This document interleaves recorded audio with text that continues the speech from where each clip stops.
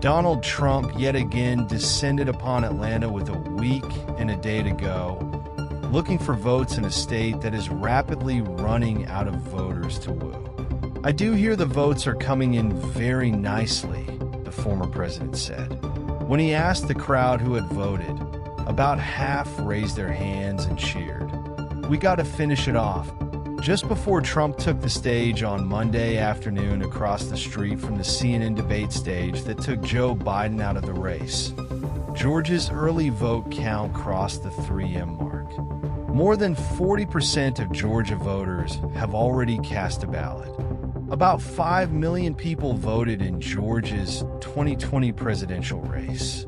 Trump refrained from his regular practice of trashing Atlanta, though he disparaged Fulton County's District Attorney Fani Willis and the election interference charges he still faces, referring to Fani and her boyfriend attempting to lock up their political opponent. He described the Harris campaign as one of demonization and hate, then referred to her radical, lunatic left policies. "They say he's Hitler. They say he's a Nazi. I'm the opposite of a Nazi," he said. "How can Kamala Harris lead America when she hates Americans? They're very bad people who are a threat to democracy." Trump took issue with recent criticism made by Michelle Obama. "She was nasty," Trump said. But Trump generally stuck to familiar themes about how unauthorized immigrants are savages and monsters who are destroying this country, the perils of accepting transgender surgery, and the size of his rallies. He said he would support a tax credit for family caregivers, a new economic proposal with 8 days to go in the election.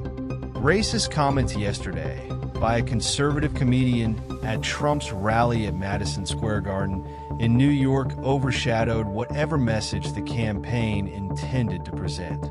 Critics on the left had widely likened the event to the Nazi Party rally held there in the run-up to the Second World War, building on reports from his former officials that Trump had admired Hitler's general officers and wished his own generals had been like them. In warm-up comments before Trump's appearance, Congresswoman Marjorie Taylor Greene complained about how the rally on Sunday night had been portrayed in the media. "That rhetoric right there is why I get death threats," Greene said. "We're fed up with being called Nazis and fascists. They're absolutely lies, and we're not going to take it anymore," suggesting that conservatives should launch a class-action lawsuit to muzzle this criticism. The crowd at the McCamish Pavilion on Georgia Tech's campus skewed much younger than most rallies held near Atlanta over the last month. Perhaps a quarter of those attending were Georgia Tech students or recent graduates.